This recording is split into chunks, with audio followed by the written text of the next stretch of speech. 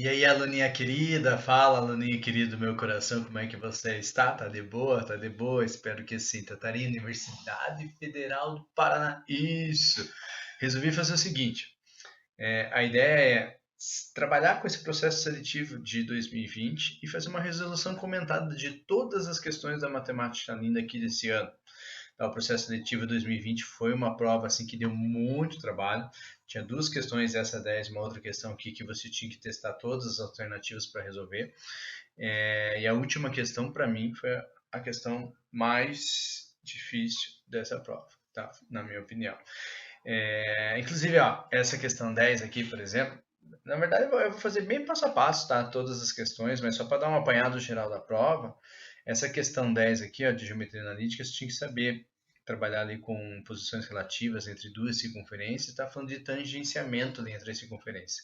Aqui nessa questão também a gente tinha que testar todas as alternativas, mas se você tivesse uma sacada que eu vou passar para você aqui na questão, você conseguia ter um spoiler assim de, opa, por que eu teria que testar a alternativa B por primeiro? Tá? Questão 11 é uma questão mais de boa, mais fácil, falar de uma razão de densidade populacional. Ela era fácil, era de boa, mas o cálculo era chatinho, a multiplicação ali bem chatinha, você vai ver. Questão 12 de probabilidade, probabilidade surpreendeu, porque geralmente as questões de probabilidade da UFPR estavam vindo questões de nível médio para difícil, essa aqui foi uma questão bem de boa. Essa questão 13 era uma questão assim que você tinha que ter uma interpretação correta, então a interpretação exigia um pouco da gente, mas trabalha com função, valor numérico, mas tinha que testar todas as alternativas, bem trabalhosa essa questão 13. Essa questão 14 clássica, né, de função quadrática, função polinomial do segundo grau, se você fizesse o esboço do gráfico aqui ficava bem mais fácil de enxergar qual seria a alternativa correta. A questão 15, bem tranquila. Se você associasse em análise de gráfico, associando a funções, ela é uma questão bem de boa ali, você vai ver também na resolução. A questão 16, uma questão clássica, né? Quando a gente trabalha lá com função polinomial do primeiro grau, a gente fala de função custo, a gente fala de função venda, de função lucro, só que aqui ele transformou tudo isso numa equação bem tranquila. E um detalhezinho importante que fugiu um pouquinho do padrão, que talvez pegasse um pouquinho. Questão 17, questão de função trigonométrica, e geralmente função trigonométrica, né, causa um certo receio, né, em quem faz a prova, mas era uma questão assim bem padrão, bem clássica de função trigonométrica, trabalhava com aquela variação ali, tanto da imagem quanto do domínio da função. Enfim, trabalhar com o valor máximo e mínimo da função seno também. E a questão 18, que eu comentei que eu achei mais difícil aí dessa prova, a princípio a gente olhava para a questão, parecia uma questão de geometria plana, mas eu abordei essa questão, por exemplo, com a trigonometria, a adição de arcos, né? Então tem que ter mais conhecimentos além da tal da geometria plana, beleza? Divirta-se, aproveita para revisar, né, conteúdo, aproveita para tirar as últimas dúvidas, né?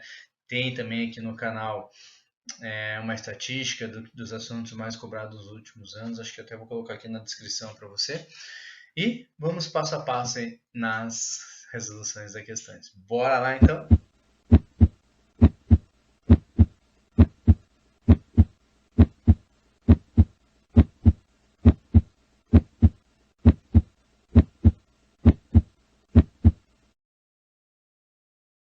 Considere a circunferência B, cuja equação no plano cartesiano é x ao quadrado mais y ao quadrado menos 8x mais 10y mais 21 igual a zero. Qual das equações abaixo descreve uma circunferência que tangencia B?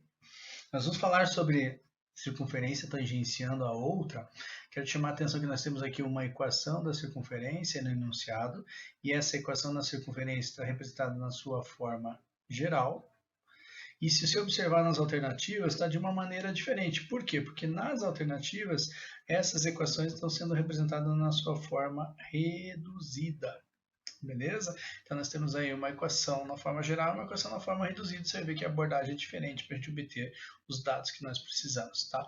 Relembrando lá, o que significa uma circunferência tangenciar a outra? Quer dizer que nós temos um ponto de intersecção entre essas duas circunferências. Veja que no primeiro caso nós temos um ponto de intersecção e veja que essa circunferência que eu chamei de C2, a azul, ela está tangenciando internamente, ou seja, na parte interna, a circunferência C1.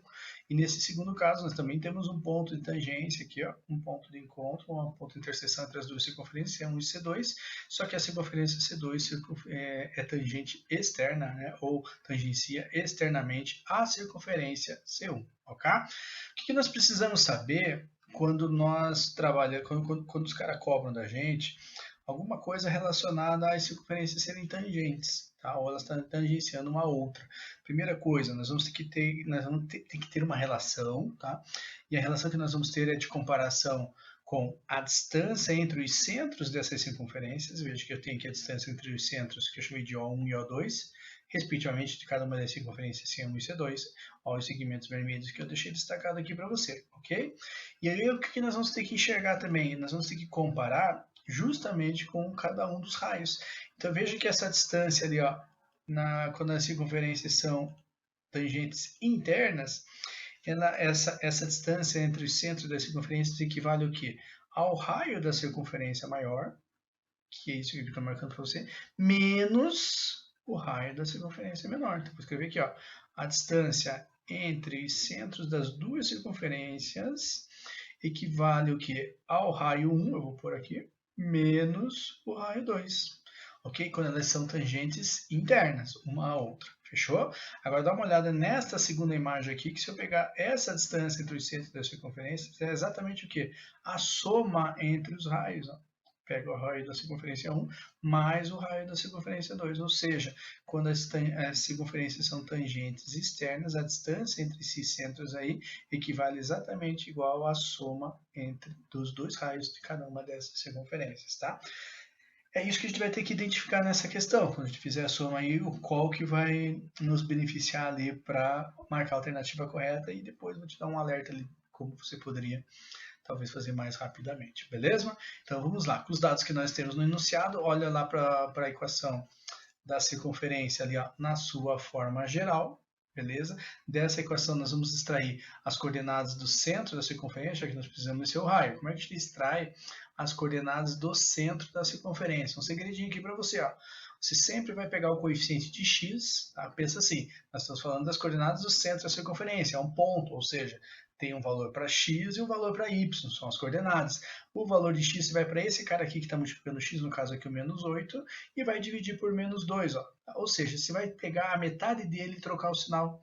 Então veja, a metade de menos 8 é o quê? 4 positivo. Okay? Você faz a mesma coisa com o y, ó, pega o coeficiente de y, que é o 10, você vai dividir por menos 2, pega a metade dele e troca o sinal, metade de 5 e troca o metade de 10 troca o sinal, é menos 5. Pronto, nós temos as coordenadas do centro dessa circunferência que foi dada no enunciado, x é 4 e y é menos 5. Nós utilizamos essas coordenadas do centro da circunferência para obter o raio. Para obter o raio, a gente sempre vai fazer o quê? Vai fazer a raiz quadrada, pega a coordenada x do centro da circunferência ao quadrado, deixa eu escrever aqui para você. Ó, esse 4 aqui, então é a coordenada x do centro x desse centro da circunferência ao quadrado, esse menos 5 ao quadrado aqui é a coordenada y do centro da circunferência ao quadrado, aí você sempre vai trabalhar ó, com o oposto do termo independente. Como o termo independente é o 21, ó, o oposto do 21, e faz a raiz quadrada disso, ok? 4 ao quadrado é 16, menos 5 ao quadrado é 25, menos 21, faz o cálculo bonitinho, isso aqui vai dar 20. Lembra que a raiz quadrada de 20, se você simplificar, vai dar 2 raiz quadrada de 5. Pronto, nós temos os dados que nós precisávamos obter por meio do que foi fornecido no enunciado. Coordenadas do centro da circunferência, 4 e menos 5, raio é igual a 2 raiz quadrada de 5. Vou deixar anotada essa informação aí, beleza? Aí eu tenho que identificar qual daquelas alternativas ali ó, que seria a nossa resposta correta. O que eu falei agora há pouco para você? Né? Eu lembro que eu mostrei as duas imagens, e nessas duas imagens ali eu mostrei os dois casos. Né? Tangentes internas, tangentes externas. Se elas forem tangentes externas, internas, a distância entre os centros da circunferência vai ser o quê? Você pega o raio da circunferência maior menos o raio da circunferência menor. Se forem tangentes externas, a distância entre os centros das circunferências, você vai somar os raios, ou seja, ou nós vamos somar ou subtrair os raios. E se esse raio deu 2 raiz quadrada de 5, para que eu possa somar ou subtrair, eu tenho que ter um termo semelhante a ele, ou seja, tem que surgir um raiz quadrada de 5. Tá? E se você observar pelas alternativas, você já consegue identificar uma raiz quadrada de 5. Como assim, Tatarinha? Por quê? Porque quando nós temos uma equação na sua forma reduzida, a equação na sua forma reduzida, vamos escrever aqui, ó, uma equação da circunferência em sua forma reduzida. Como é que é a formatação, a configuração dela? Você sempre vai ter assim, ó, x menos o coordenada x do centro da circunferência ao quadrado, mais y menos a coordenada y do centro da circunferência ao quadrado, igual ao raio ao quadrado. Ou seja, todos esses termos independentes aqui, ó, se você fizer a raiz quadrada de cada um deles, a gente vai obter o raio direto. Então, na equação reduzida é mais fácil. Tá? Então, veja que o raio da primeira, da letra A, aqui nessa circunferência que está na letra A, é a raiz quadrada de 15. O raio que está na letra B é a raiz quadrada de 5. Na letra C, raiz quadrada de 3. Na letra D, raiz quadrada de 10. Na letra E, raiz quadrada de 9, que é 3. Como eu vou ter que somar ou subtrair com 2 raiz quadrada de 5, então a minha desconfiança deveria ser essa letra B mesmo. Porque daí eu vou somar com raiz quadrada de 5 ou subtrair com raiz quadrada de 5, eu consigo, né, fazer esse cálculo, eu consigo deixar de uma forma reduzida, beleza?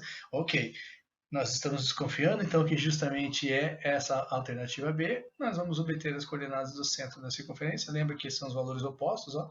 X do centro vai ser menos 2, y do centro também vai ser menos 2. Vamos escrever isso? Então, vamos lá. Ó, x do centro da circunferência menos 2, oposto do que está aqui com o x, e y do centro da circunferência também menos 2, oposto do que está aqui. E o raio é raiz quadrada de 5, beleza? Se eu fosse jogar para você aí, ó, os dados, eu tenho aí o centro da circunferência que eu chamei de 2, a circunferência azul, e o raio 2, raiz quadrada de 5. Está aí adotado as duas informações, beleza? Aí o que eu quero que você enxergue agora? Tá? Imagine que você tenha uma facilidade, e assim, não é que você tenha uma facilidade, mas é uma recomendação minha, que você saiba fazer um esboço dessa circunferência, ok? Com esses dados. Então, se você tiver essa facilidade, seria muito mais prático, porque você enxergar algo, claro, né, salvo as precisões, algo desse tipo aí, ó. Tá? O que eu quero que se enxergue? Essa circunferência maior aí, ó, é justamente a circunferência C1. Vou chamar aqui a circunferência C1. Veja as coordenadas do centro. X é 4, y é menos 5. Bateu. E aquela circunferência menor, eu tenho justamente o que eu chamei ali de C2. Veja as coordenadas do centro da circunferência. X é menos 2, y é menos 2. Ok? O raio 1 dobro do outro. Beleza. Lembra que eu falei que a gente tinha que enxergar a distância entre os centros dessa circunferência, comparar com agora no caso como são tangentes externas, a soma dos raios. Então é isso que a gente vai fazer. Ó. Se você conseguisse fazer um esqueminha desenhando, seria mais fácil, por quê? Eu quero calcular a distância entre os centros da circunferência. Enxerga um triângulo retângulo, ó, dá uma olhadinha no que eu coloquei para você, ó, tá vendo? Se você pegar esse segmento roxo aí, ó, que seria um dos catetos, é a distância aqui do menos 2 até o menos 5, esse segmento aqui mede 3. Se você pegar esse segmento douradinho ali, ó, que eu coloquei na horizontal, ó, ele vem aqui do menos 2, vai até o 4, a distância, esse cateto aqui mede 6. E eu quero justamente quem? A tal da hipotenusa. Né? Ou seja, é só jogar o teorema de Pitágoras. O quadrado da hipotenusa é igual à soma do quadrado dos catetos. A distância ao quadrado é igual a um cateto ao quadrado, 3, que é o quadrado. 3 ao quadrado, e outro cateto ao quadrado, 6 ao quadrado. 3 ao quadrado é 9, 6 ao quadrado 36, vai dar 9 mais 36, 45. Não esquece que eu quero a distância, por isso que eu vou jogar uma raiz quadrada. Raiz quadrada de 45, se você simplificar, vai dar 3 raiz quadrada de 3. Veja que a distância entre os centros da circunferência, essa hipotenusa aqui do triângulo retângulo, deu 3 raiz quadrada de 3. E isso tem que bater com o quê? Com a soma dos raios. Tá? E a soma dos raios aqui é exatamente o quê?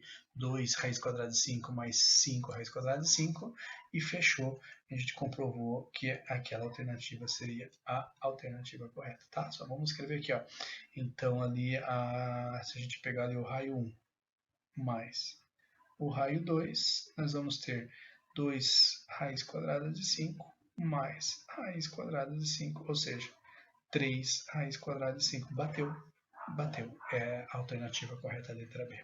Mas Tatarinha, eu não tenho toda essa facilidade de fazer esse esboço aí, do desenho, eu não consigo fazer esse desenho, tudo bem? A gente trabalha bem com geometria analítica mesmo, calculando a distância entre pontos, quer ver? Ó? Então eu tenho que saber calcular a distância entre dois pontos, né, lá da geometria plana mesmo, formulazinha, faz a diferença entre os valores de x ao quadrado, faz a diferença entre os valores de y ao quadrado, tudo isso aqui, raiz quadrada. Isso aqui é exatamente o que a gente fez, ó, distância ao quadrado é igual um dos catetos ao quadrado mais o outro quadrado, o outro cateto ao quadrado, ok? Pegamos aqui os valores de x, ó, 4 e menos 2, fazendo a diferença entre eles, não esquece que é ao quadrado. Pegamos os valores de y, menos 5 e menos 2, fazendo a diferença entre eles, não esquece que é ao quadrado. Brinca um pouquinho com a tal da matemática elementar, por favor, não vai errar cálculo, é menos com menos é mais, né? Por favor, ajusta isso.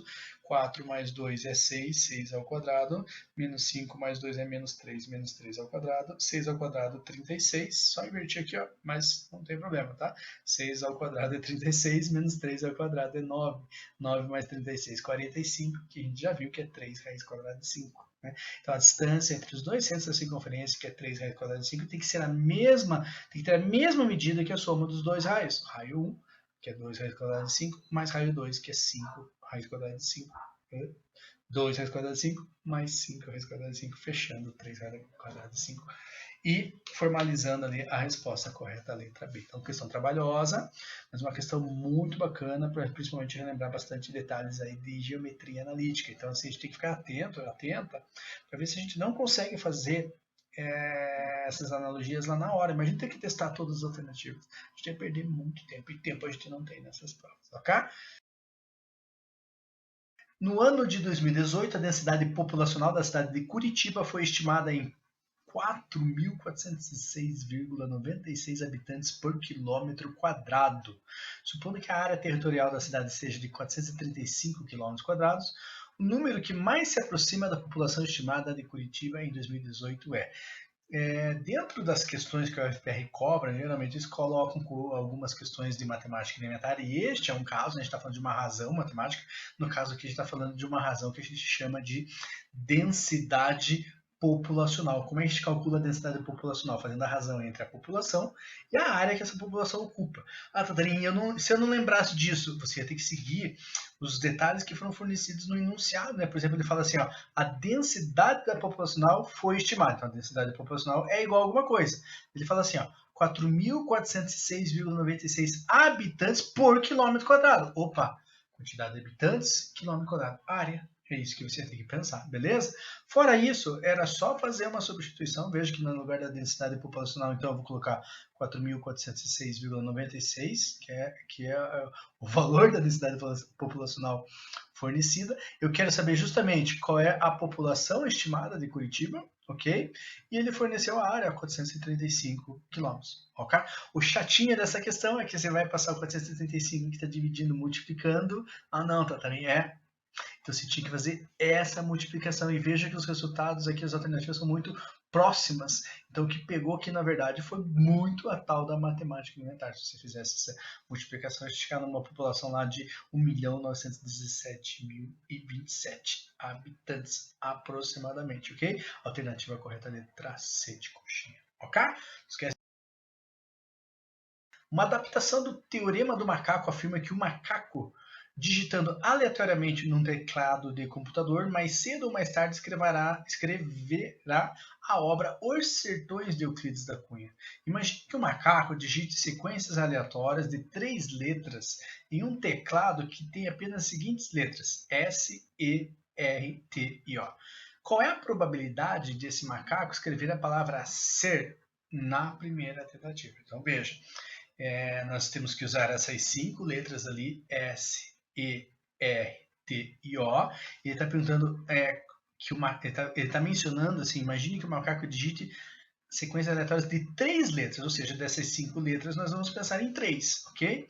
E a pergunta é justamente qual é a probabilidade desse macaco escrever a palavra ser na primeira tentativa. Então vamos conversar aqui, ó.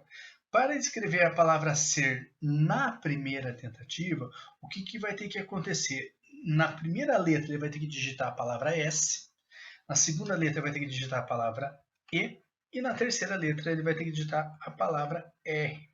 Qual é a probabilidade dele digitar a palavra S na primeira letra? Veja, ele tem uma chance de um total de 5 letras, ok? Uma chance em 5, beleza? Vamos supor assim, o macaco digitou a letra S, ok? Agora ele quer saber assim, qual é a probabilidade a segunda letra a ser digitada será a letra E. Beleza?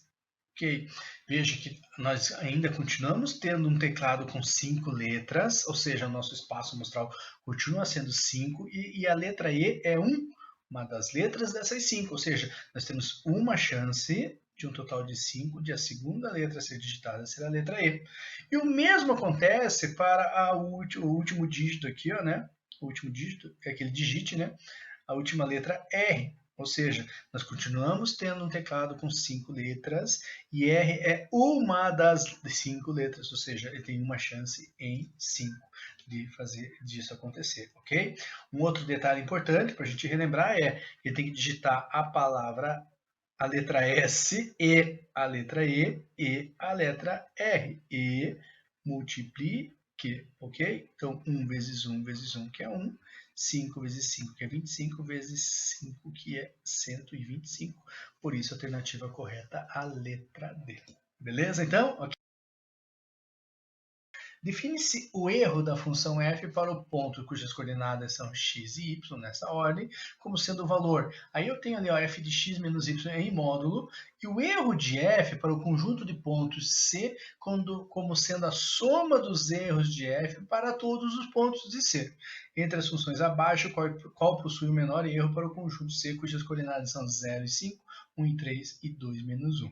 Tá? Uma das reações nessa questão aí pode ser tipo um oh, não tem problema. A gente lê de novo e a gente vai ver que, na verdade, nós tínhamos que fazer substituições aqui, trabalhando com valores numéricos ou atribuindo valores a x encontrando seu respectivo y, né? Atribui um valor ao domínio encontra a sua imagem, tá? Esse módulo aqui a gente não vai precisar do conceito de função modular, tá? É só a ideia de módulo mesmo. A gente sabe que se está entre barras verticais o módulo, quer dizer que o resultado sempre a gente vai atribuir um valor positivo, ok? Pensa em distância mesmo, tá? E vamos entender o que diz essa questão. Então veja, eu vou chamar de R o erro dessa função para facilitar um pouco a nossa comunicação, e lembra que a gente tem que usar nesse conjunto C, ó, coordenadas 0 e 5, 1 e 3 e 2 e menos 1. Tá? Então, o que eu vou fazer? Ó? O erro vai ser a soma, tá? O erro de f sendo a soma dos erros de f para todos os pontos de C.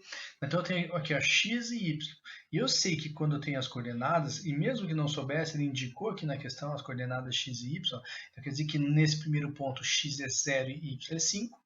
No segundo ponto aqui, ó, x é 1 e y é 3, e no terceiro as coordenadas são 2 e menos 1, x é 2, y é menos 1. E a gente vai fazer a substituição justamente aqui, tá? Então veja que onde tem x eu coloquei o valor de x, ó, x igual a 0, y igual a 5, por isso que ficou f de 0 menos 5. Fiz já para as primeiras coordenadas. Eu faço a mesma coisa para as segundas coordenadas, ó, x é 1, y é 3, onde tem x coloca 1, onde tem y coloca 3, por isso que ficou de f de 1 menos 3. E por último, eu tenho aqui x igual a 2, y igual a menos 1, f de 2 menos 1, que está aqui nessa terceira parcela, ok? Então eu vou ter que fazer, eu fiz essa soma aqui justamente porque ele fala que é soma dos erros de f para todos os pontos de C. Beleza. Eu vou conseguir calcular agora? Ainda não. Por quê? Porque aparece aqui ó, f de 0, f de 1 e f de 2. E a gente vai ter que descobrir justamente quem é o f de 0, quem é o f de 1 e quem é o f de 2. E como é que a gente vai descobrir? Testando as alternativas, era a parte chata da questão, tá? Pequeno ajuste que eu vou fazer aqui primeiro, ó, menos com menos é mais, pronto. É essa expressãozinha aqui, ó, esse é a expressão que representa o meu erro, que eu chamei de E, beleza? Vamos calcular então f de 0, f de 1 e f de 2? Eu vou começar pela função A, ó, tem A, B, C, D e E, tá? Você já está vendo que a alternativa correta é a letra A, e aí eu vou fazer o cálculo da letra A, eu vou deixar os outros como desafio aí, para vocês, beleza? Então vamos lá, f de A, então vai ficar f de A de x é igual a menos 2,5x mais 5, ou seja, se eu quero calcular o valor referente ao x, eu vou ter que calcular o f de 0, depois o f de 1 e depois o f de 2, fica assim, ó. Pegando a função A, agora eu vou calcular primeiro o f de 0, então aqui eu quero que se enxergue, ó, no lugar do 0 aqui, ó, no lugar do x aqui eu vou colocar 0, beleza? Então, no lugar do x aqui eu coloquei 0, em vez de ser 2,5 vezes x, vai ficar 2,5 vezes 0, menos 2,5 vezes 0 é 0, mais 5 vai dar 5, beleza? Então, na minha função A, quando eu atribuir o valor x, x igual a 0, a sua imagem vai ser 5, beleza? Já vou substituir aqui, você já vai entender como a gente vai fazer esse cálculo. Vou fazer a mesma coisa para o f de 1, beleza? Na mesma função A, onde tem x eu coloco 1, então em vez de ser menos 2,5 vezes x, vai ser menos 2,5 vezes 1. Faz o cálculo bonitinho que vai dar menos 2,5, que somado com 5 vai dar 2,5, beleza? Já sabemos o valor de f de 1. Agora a gente vai fazer a mesma coisa para o f de 2, então só substituição, tá vendo? Nosso papel aqui é fazer substituições. Então, onde tem x eu vou colocar 2. Eu vejo que onde tinha x eu coloquei 2. Menos 2,5 vezes 2 é menos 5. E menos 5 mais 5 deu 0. Ok? Nós descobrimos seus respectivos valores. E agora nós vamos fazer as substituições. Eu vejo que nós encontramos que f de 0 é igual a 5. Então, meu i aqui, ó, no lugar do f de 0, eu vou colocar 5. Vou fazer a mesma coisa para os outros. Ó. Eu tenho ali que meu f de 1 é igual a 2,5. Então, meu f de 1 eu vou colocar aqui, ó, 2,5. E a última substituição que eu vou fazer é para o f de 2. Já que nós encontramos que f de 2 é igual a 0. No lugar do f de 2 eu coloco 0.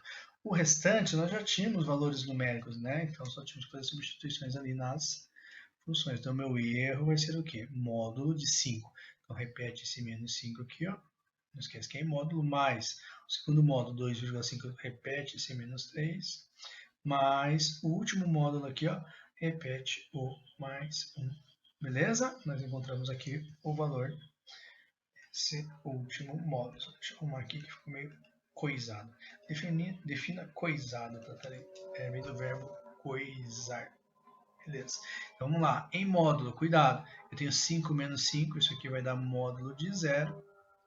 2,5 menos 3, isso aqui vai dar menos 0,5, não esquece que é em módulo, beleza?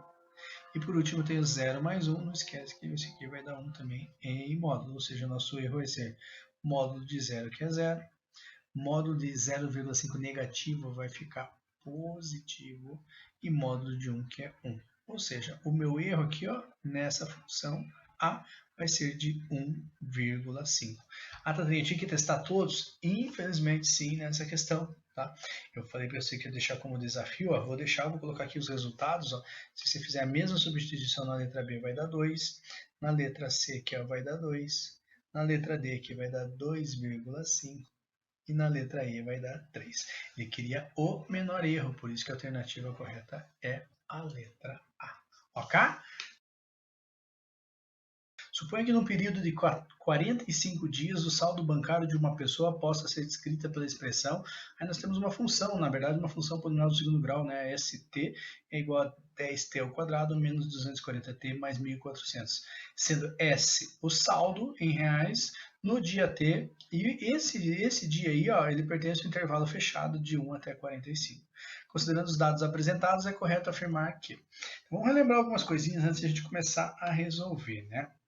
Quando a gente fala de função, falei para você que era função polinomial do segundo grau, de uma forma geral a gente escreve assim, né?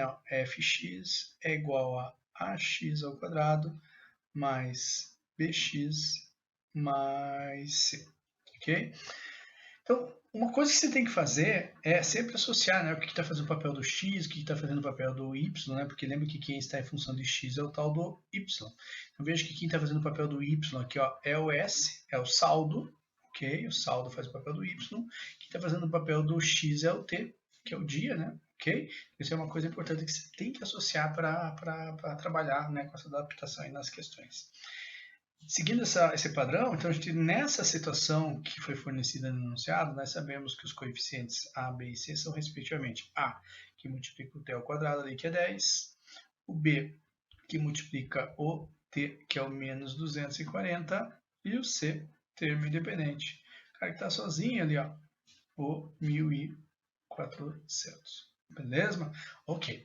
Eu sempre falo assim, quando a gente vai trabalhar com função, uma coisa que seria muito bacana para você é que você saiba fazer o esboço do gráfico que representa essa função. No caso aqui é uma parábola, né? A gente só não sabe se é com cavidade para cima ou com cavidade para baixo. Aliás, a gente sabe, como o coeficiente A é positivo, A é igual a 10, nós temos com cavidade para cima, boquinha feliz, ok? Beleza. Outra coisa, Sabendo se a concavidade é para cima ou para baixo, você tem que identificar também se intercepta ou não o eixo horizontal, o eixo X, que aqui está representado pela letra D, e o eixo vertical, o eixo Y, que aqui está representado pela letra S, ok? Para interceptar o eixo Y, sempre se vai olhar para o termo independente. Então aqui, ó, este 1400 vai ser o ponto de intersecção lá no eixo Y, ok?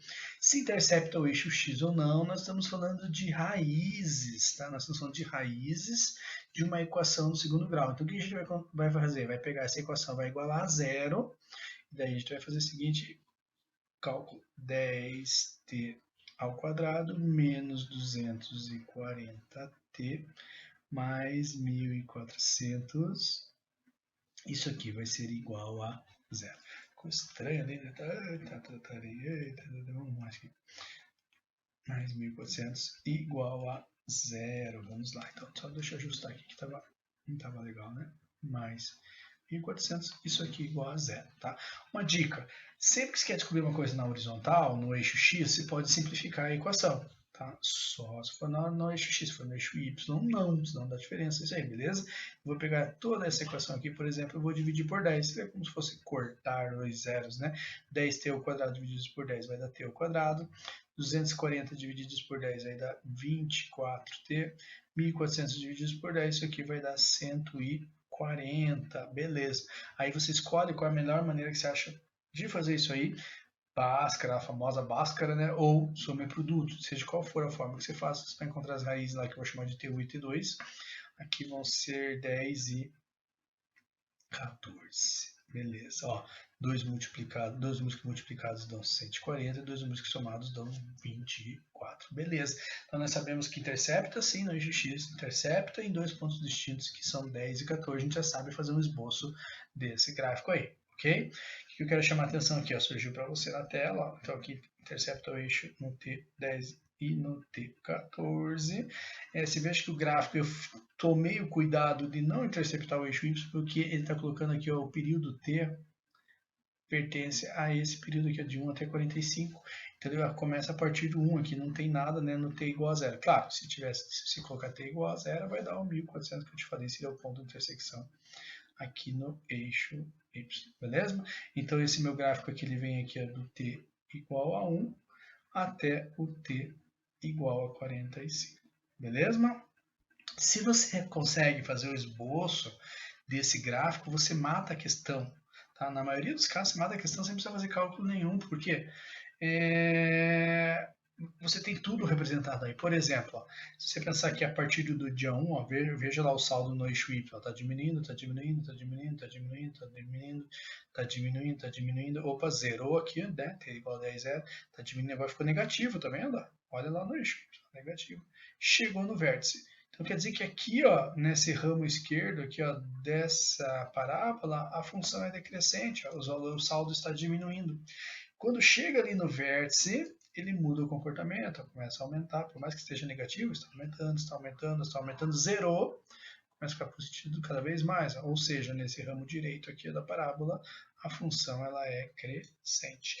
Com essa informação, olha que linda que é a matemática, né? Fala a verdade. Olha a letra A, o saldo aumentou em todos os dias do período? De jeito nenhum.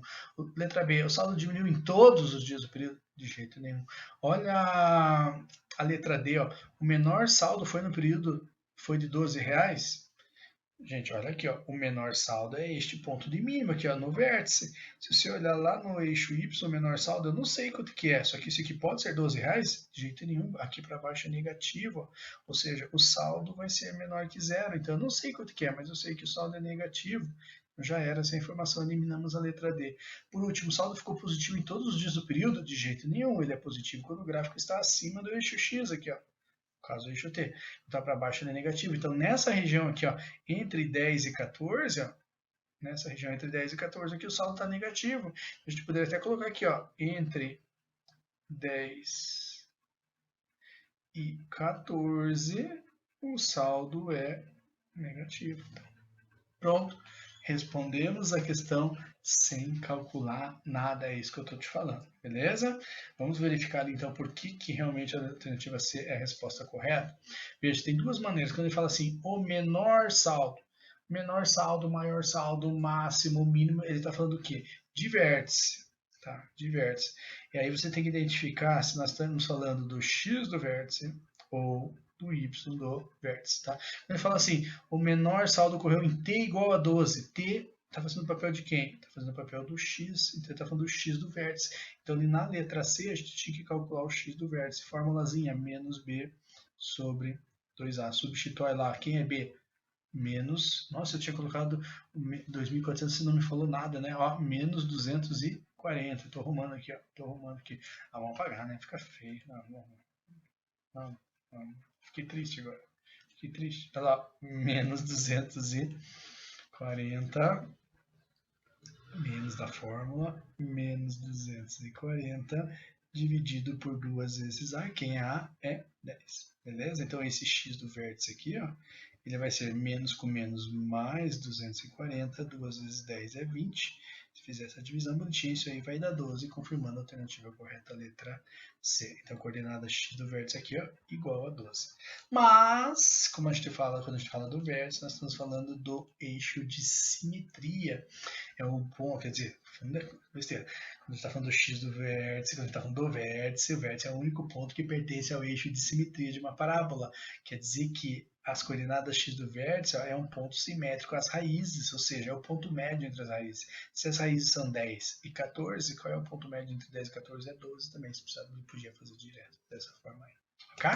Bacana a questão, né? Bacana aí para relembrar bastante coisa aí também de 15.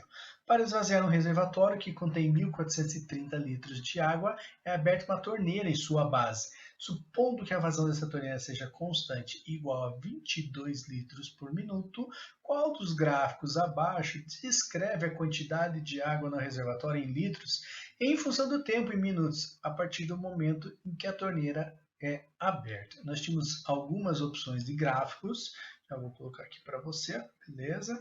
Veja que nós temos ali letras A, B, C, D e E. E uma dica que eu quero te dar para resolver essa questão aqui, você tinha que estar atento ou atenta a isso aqui, ó. Supondo que a vazão dessa torneira seja constante. Se é constante, nós estamos falando de uma reta. Se nós estamos falando de uma reta, só poderia ser ou a letra B ou a letra E. Por isso que você tinha que ter pensado nessa questão, ok? Aí guarda no seu coração essa informação. E o que está acontecendo? Está esvaziando, ó, esvaziando o reservatório. Ou seja, ele não vai partir do zero e vai aumentar, né, a quantidade de litros ali nesse reservatório. Ou seja, ele vai ter uma certa quantidade de litros, 1.430, veja que está um pouquinho abaixo do 1.500, e vai diminuindo com o passar do tempo. Então, aqui é um caso, né, de um gráfico que é representado por uma reta, ou seja, uma função polinomial do primeiro grau, e no caso seria uma função decrescente, ok? Então, uma malharia produz camisetas personalizadas para eventos esportivos. Cada novo modelo possui um custo fixo de R$ 450 mais R$ 9 por camiseta produzida. Sabendo que cada camiseta será vendida por R$ 20, a desigualdade que permite calcular o número de camisetas a serem vendidas para que se tenha um lucro de no mínimo R$ 1.000 é muitos detalhezinhos aí nessa questão. Tá, primeira coisa que eu quero relembrar com você, quando a gente fala, quando a gente estuda, né, funções, e a gente estuda lá funções polinomiais do primeiro grau, a gente vê alguns casos lá que sugerem ou mencionam um custo fixo mais alguma coisa, ou seja, tem um custo fixo e alguma coisa que está variando, e essa variação é R$ 9 por camiseta produzida. Tá? Pelas alternativas, veja que o que está representando essa variação aqui é o N, ou seja, eu vou utilizar o N aí nessa variação. Então, a quantidade de camisetas aqui, ó, eu vou representar pela letra N, ok? E ele fala de lucro, ó, lucro de no mínimo R$ 1.000, por isso que ele fala de desigualdade, por causa dessa palavra mínimo. Então, veja só, vamos começar a esquematizar tudo isso aí. Quando a gente fala de lucro, no caso aqui ele está falando sobre o preço da camiseta a ser vendida, R$ 20, e daí tem um custo. Então o lucro é sempre a diferença entre o que entra de dinheiro e o que sai, né? Ó, venda menos custo. Veja que eu coloquei tudo em função de N, tá? E aqui, se você quiser associar o que é estudado em sala de aula, o assunto lá, funções polinomiais do primeiro grau, lá é estudado assim, né? Ó, fx igual a AX mais B. A coeficiente angular, B coeficiente linear. Ó, o que está variando é o A, né, que vai alterar conforme o que está multiplicando aqui com o X, e o B é a parte fixa. Opa, você já vai associando com o que nós temos aí no enunciado, beleza? Vamos melhorar um pouquinho essa esquematização? Ó, então, olha só, que eu trouxe aqui para você. Considerei como função custo, tá? Veja que tem uma parte fixa de R$450, ok? Veja que eu estou colocando a função custo como representando pela letra C mesmo, né? Ok? Como estava aqui antes. E está em função da quantidade de camisetas que eu falei para você que ia colocar como N, né? Então, R$450 é fixo. E esse mais 9N é justamente R$9 por camiseta produzida. Então, se ele produzir uma camiseta, vai ter um custo de 9 vezes 1, R$9 mais o 450. Duas camisetas produzidas, 9 vezes 2, R$18 mais 450. E assim por diante, ok? Lembra que o lucro é venda menos custo. Falamos da função custo, agora vamos criar uma função venda. A função venda foi que a camiseta será vendida por R$20. Ó. Então, a quantidade de camisetas vendidas, cada uma delas você vai multiplicar por R$20. 20 vezes 1, se for vendido uma camiseta, R$20. 20 vezes 2, se forem vendidas duas camisetas. 20 vezes 3, se forem vendidas 3 camisetas, e assim por diante. E aí a gente vai fazer essa subtração aqui. E não esquece que ele quer saber o número de camisetas para que o lucro seja no mínimo R$1.000. Beleza? Eu vejo que eu peguei aqui, ó, a função venda, 20N, menos a função custo, 450 mais 9N, tudo isso tem que ser maior ou igual a R$1.000. Maior ou igual a R$1.000 está dizendo que é no mínimo R$1.000, beleza? O que é comum a gente fazer aqui nas questões que a gente trabalha com lucro, né? Essas questões de funções polinomiais do primeiro grau. É jogar sinalzinho aqui, ó, fazer um 20N menos com mais menos 450, 20 menos com mais menos 9N. É isso que a gente geralmente faz, concorda comigo? Só que se eu trabalhar dessa forma, 20N menos 9N vai dar 11N menos 450, não tem nada disso aqui nas alternativas. Então, o que os caras queriam da gente nessa questão? Além de resolver a questão, enxergar uma outra maneira de representar essa desigualdade aí, beleza? O que foi feito? Então, foi colocado aqui, ó, nessa função custo aqui, ó, o 9, que é um fator comum, em evidência. Então, veja que eu vou colocar o 9 em evidência. Aí divide 450 por 9 dá 50. E 9N por 9 vai dar N. E aí você veja que bate com a alternativa correta ali, a letra E. Ok? Uma questão bem bacana, uma questão bem trabalhada aí, né? Mas é uma questão que a gente fica feliz de fazer, porque a matemática é muito linda, né? Para, Tatarinho. A maior variação de maré do Brasil ocorre na Baía de São Marcos, no estado do Maranhão. A diferença entre o nível mais alto e o nível mais baixo atingidos pela maré pode chegar a 8 metros em algumas épocas do ano. Suponha que em determinado dia do ano o nível da maré da Baía de São Marcos possa ser descrito pela expressão. Nós temos uma expressão ali que na verdade é uma função trigonométrica, né, que está limitada ali ao t, pertence àquele intervalo fechado de 0 a 24. E ele determina que o significado ali de cada uma das letrinhas que aparecem, né, sempre atento a isso.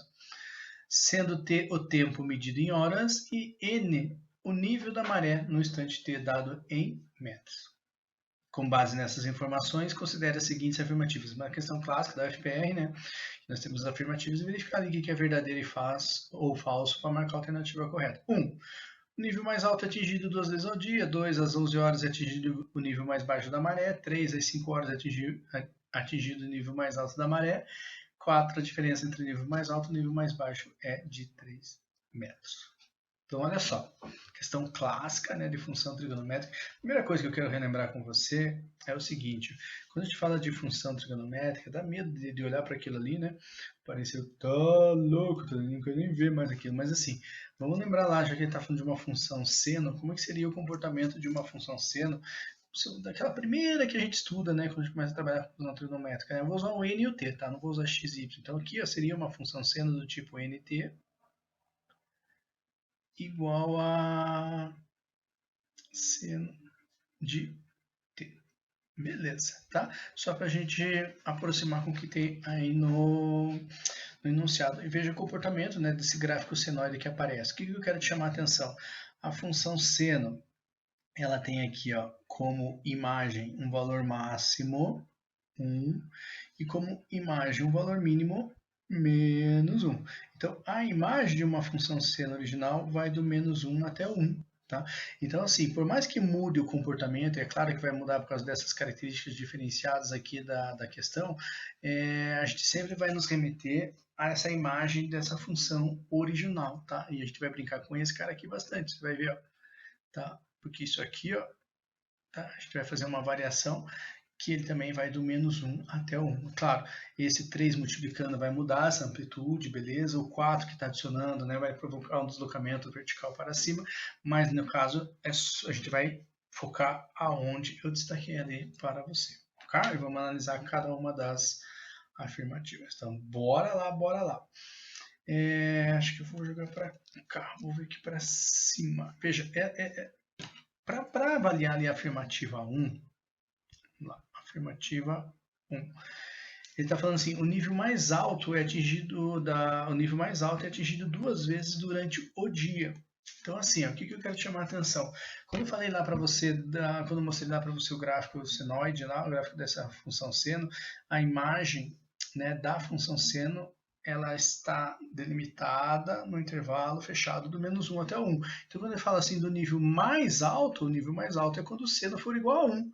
Então, eu vou pegar toda essa função seno aqui, ó, e vou ter que igualar a 1. Aonde que o seno é igual a 1? Quando ela atingir o seu valor máximo. Seno sem sono vertical, estou em pé. Ou seja, quando o ângulo é de 90 graus, ou π sobre 2. Beleza? Então, fiz essa substituição aqui. Aqui nós vamos fazer algumas simplificações. Ok? Nós temos algumas simplificações para fazer. Deixa eu até mostrar aqui para você as simplificações. Nós conseguimos simplificar, né? É isso mesmo. Corta, corta, tá? Corta, corta, corta, corta, corta, corta, corta. Fechou? E aqui ficou 1 sobre 2, beleza? 1 sobre 2. E aí o que a gente vai fazer? Esse 6 aqui, ó, que está dividindo, vai passar multiplicando, beleza? 6 vezes 1 é 6, divide por 2 que vai dar 3. Esse menos 5 vai jogar para o outro lado lá, vai ficar mais 5. Beleza, a gente descobriu que t é igual a 8. O que nós descobrimos? Que ele vai atingir o nível mais alto às 8 horas. Ok. Só que ele não está perguntando isso, né? Ele está mencionando que atinge duas vezes durante o dia. Como é que eu sei se ele vai atingir novamente, se ele vai atingir mais de uma vez esse nível mais alto? Eu posso trabalhar com o período da função. Tá? E para trabalhar com o período da função, quero te relembrar, se eu tenho assim uma função do tipo assim, vamos relembrar algumas coisas. Seno de k vezes x, tá? Vou pegar um k. Como é que eu descubro qual é o período de uma função? Eu vou pegar o 2π e vou dividir pelo módulo desse cara que está multiplicando o ângulo, no caso do k. Então veja quem é que está multiplicando o ângulo aqui, ó. Esse π sobre 6, tá? Eu falei ângulo, né? Porque eu estava falando aqui em ângulo, mas aqui no caso é o instante t, né? Que é o tempo, beleza? Então quem é que está multiplicando o tempo? Esse π sobre 6. Então eu pego nessa relação que nós temos aqui o 2π e divido por π sobre 6. Se fizer essa divisão, você vai descobrir que o período é 12. O que isso quer dizer? Que a gente vai ter aquele comportamento, né, de onda, e a cada 12 horas vai se repetir. Ou seja, se ele teve um nível mais alto às 8 horas, após 12 horas vai ter um outro nível mais alto, ou seja, 8 mais 12 também às 20 horas. Então ele vai ter um nível mais alto às 8 horas e às 20 horas. Por isso que esse 1 aqui é verdadeiro. Beleza? Vamos para a afirmativa 2. Lá na afirmativa 2 ele está falando assim, às 11 horas atingido o nível mais baixo da maré.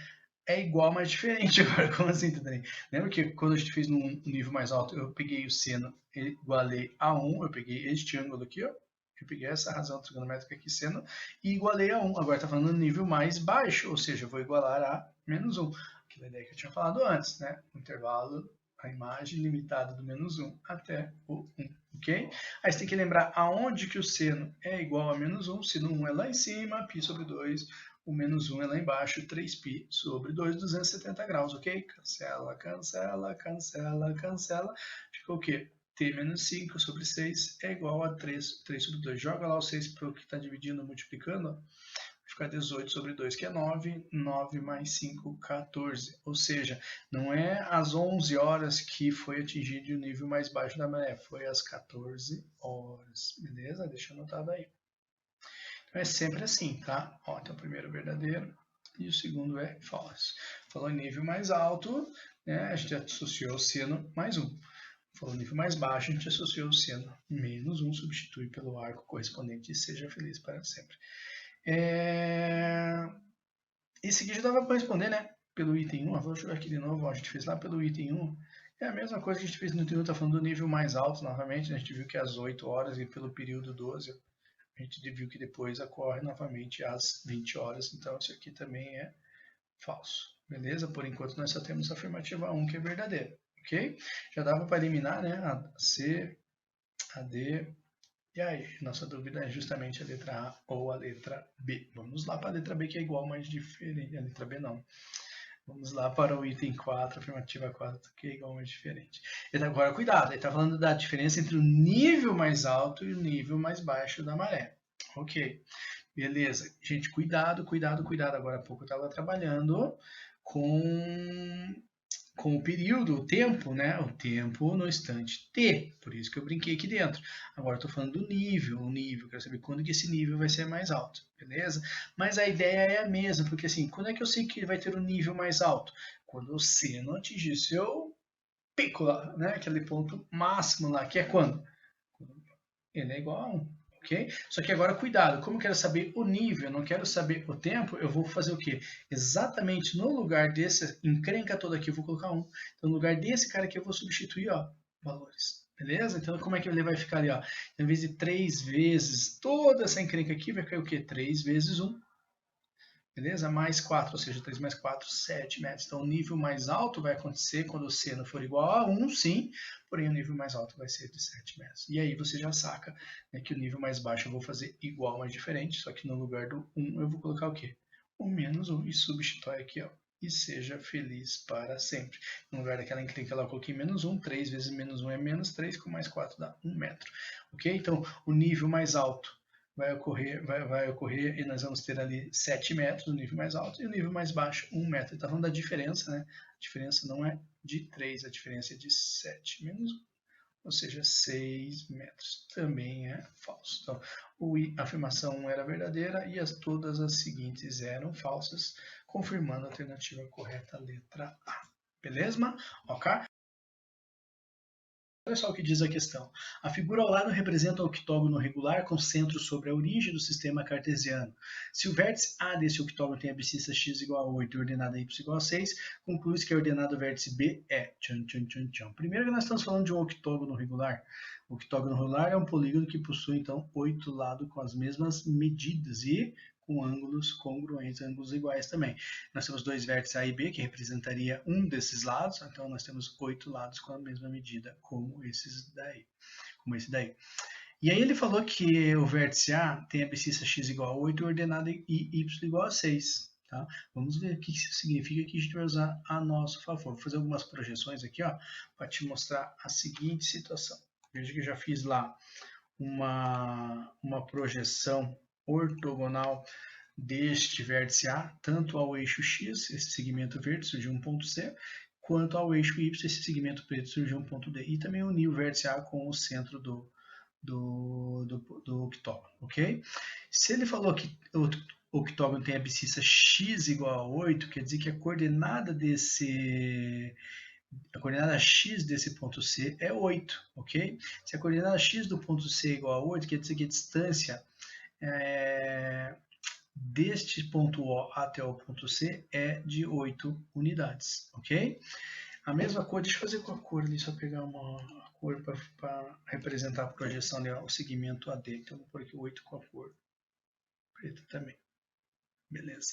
A mesma coisa eu vou usar a nosso favor, agora sim com a cor verde, o y igual a 6. Se esse ponto D aqui, a coordenada dele é y igual a 6, então quer dizer que a distância de O até D é de 6 unidades, se eu projetar é o mesmo segmento AC. Por que eu quero que se enxergue isso? Porque nós vamos utilizar a nosso favor o triângulo retângulo AOC, olha, um triângulo retângulo em C, ok? Se ele é um triângulo retângulo, é um triângulo pitagórico, né? Lembra o triângulo pitagórico lá 3, medidas 3, 4 e 5, ó?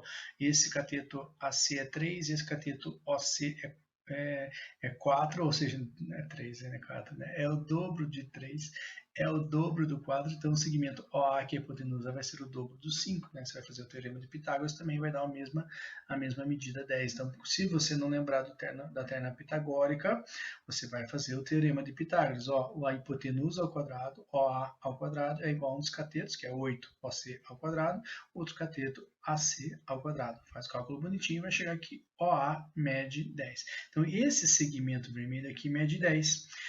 Por que a gente vai usar isso a nosso favor? Tá? Uma curiosidade importante. Se eu unir qualquer vértice ao centro desse polígono, ele sempre vai ter a mesma medida, porque vai ser o raio de uma circunferência circunscrita ao polígono, ok?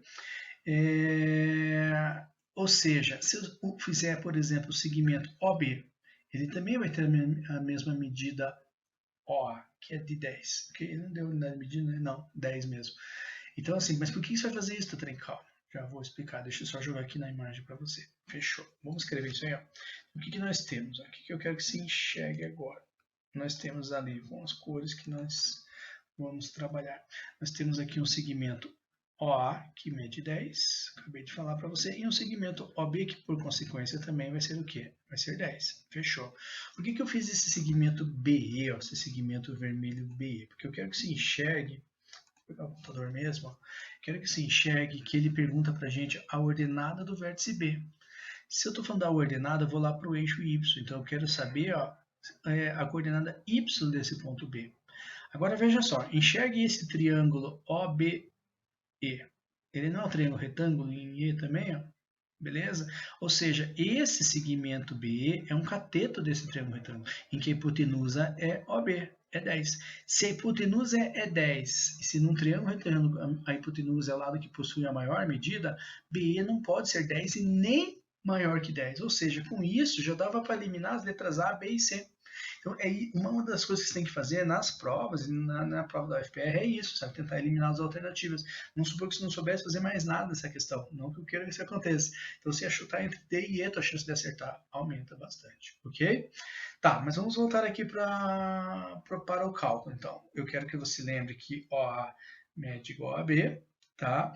E eu quero que você enxergue também que o segmento, que o ângulo AOB mede 45 graus. Por que o segmento, eu vou escrever aqui para você, por que o segmento não, o ângulo AOB mede 45 graus? Ó, este ângulozinho que eu vou pôr aqui, ó, esse cara aqui mede 45 graus. Porque pensa assim, ó, se eu der uma volta completa, aqui no polígono, poderia ser uma circunferência circunscrita, uma circunferência escrita, uma volta completa, um círculo tem 360 graus, uma circunferência tem 360 graus.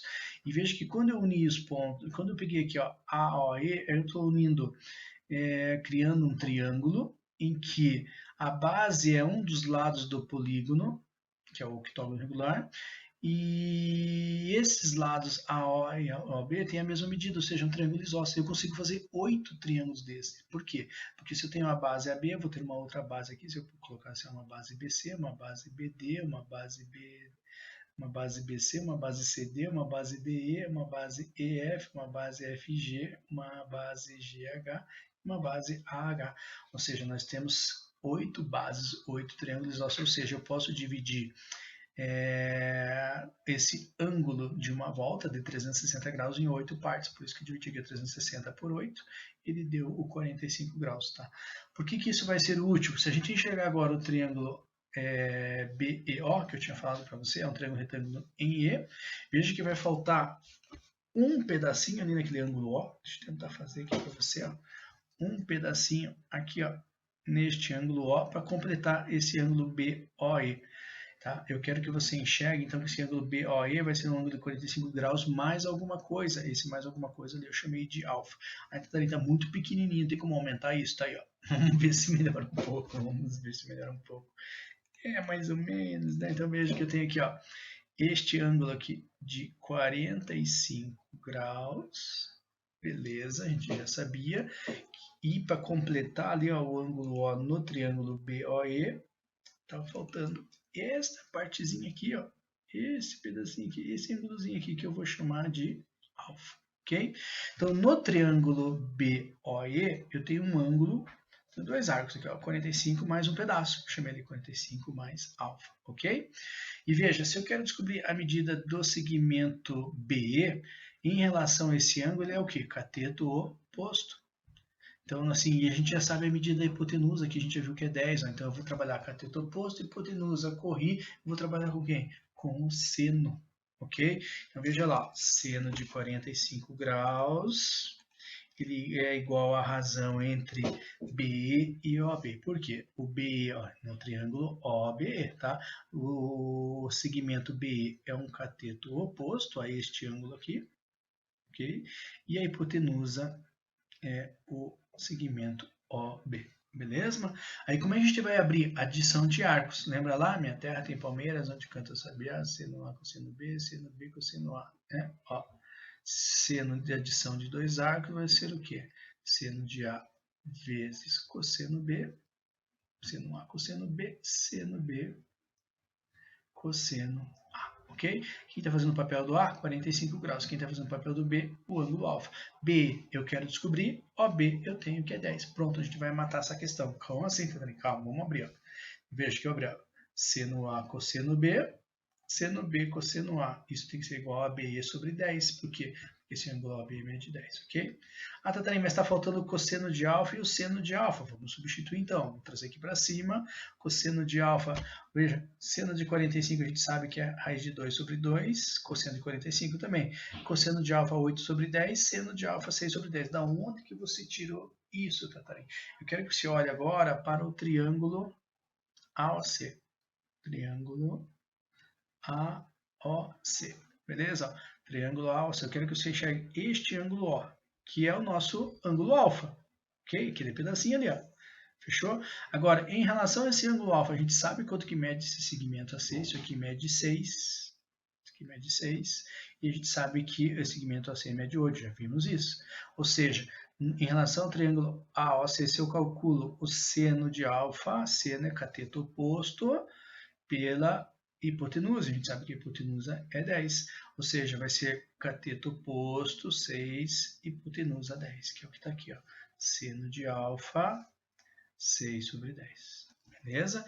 A mesma coisa eu vou fazer para o cosseno de alfa. Tá? Ó, cosseno de alfa, que é o que eu preciso. Cosseno de alfa é quem? Cateto adjacente, que é o 8, sobre a hipotenusa, que é 10. Ok? Então veja que essa questão exigia de você muito conhecimento de geometria plana e agora a gente está falando bastante de trigonometria também. Ok? Beleza. Fazendo essas substituições que nós fizemos, agora o nosso próximo passo é trabalhar com a matemática básica, matemática elementar, né? Não podemos menosprezar isso aqui. Nós vamos fazer essa multiplicação A. Uma coisa ali que a gente pode fazer antes, né? Não tinha destacado aqui para você, né? O cosseno alfa está aqui, né? 8 sobre 10. Nós podemos simplificar, eu quase derrubei minha caneta, que medo. Que medo, ó. Vamos simplificar isso aqui, ó. Se eu dividir 8 por 2 vai dar 4. Cancela com esse cara aqui, então vai ficar 4 sobre 10 vezes a raiz quadrada de 2. A mesma coisa aqui, ó, 6 divididos por 2 é 3, 3 sobre 10 vezes a raiz quadrada de 2. Eu tenho 4 raiz de 2 mais 3 raiz quadrada de 2, ambos sobre 10, então isso aqui vai dar 7 raiz quadrada de 2 sobre 10. Veja que no outro lado da igualdade eu também tenho o mesmo denominador, é só cancelar, ou seja, BE é igual a 7 raiz quadrada de 2. Então, bem trabalhado. Ufa! Tá? Era isso então. Espero ter ajudado. Vou pedir para você, não esqueça de curtir esse vídeo, faça lá os comentários, me dá um feedback para ver se ajudou. Ative lá o sininho, se inscreva no canal, né, para você receber notificação de vídeos como esse, de novos vídeos que vão surgindo aí no canal. Enfim, espero ter ajudado de alguma forma. Até a próxima então. Tchau!